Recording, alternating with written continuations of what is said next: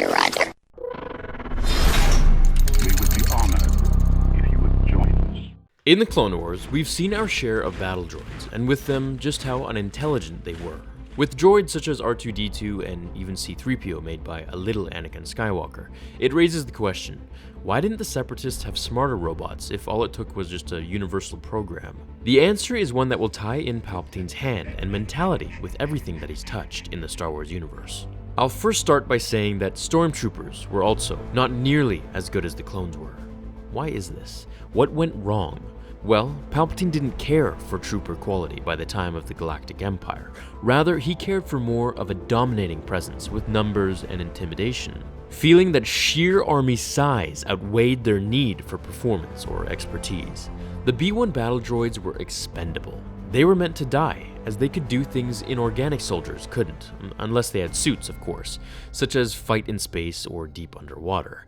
They were designed to defeat their enemies through their numbers, not through their training or problem-solving abilities. To allow for this mass production of such expendable soldiers, they were given the cheapest armor and skeletal system around, along with slower processors. Now in the Clone Wars TV show, Ahsoka has mentioned how the droids are slow and to be mindful of their incompetence. That said, the less they are produced in numbers, the more upgrades they had, such as the predecessor to the B-1 battle droid, the OOM series, or rather series, which was installed with more advanced and critical thinking programming. Now, to compensate for this, the Separatists created super battle droids and droidicas, which were superbly more powerful, intelligent, and adaptable to their surroundings. The idea for them was to be a specialized force unit with the support of thousands of B-1 droids around them, which is why we see less of these bigger and more expensive droids on the battlefield. Now, while some might say that B-1 droids had a handicap due to their lack of brains or circuits, that's actually not really the case. Originally, they were designed to be just coordinated and controlled by a mother control ship, which would send signals to govern their strategy, fire patterns, and overall battlefield tactics.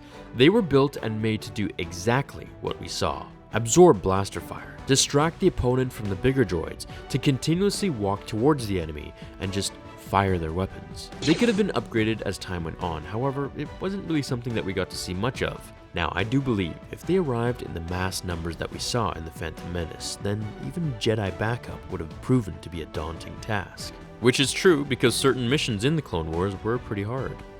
In conclusion, what they lacked in brains, they made up for in numbers. Like ants, for example. You wouldn't be worried if one ran at you, but if 1 million swarmed you, it'd be a different story.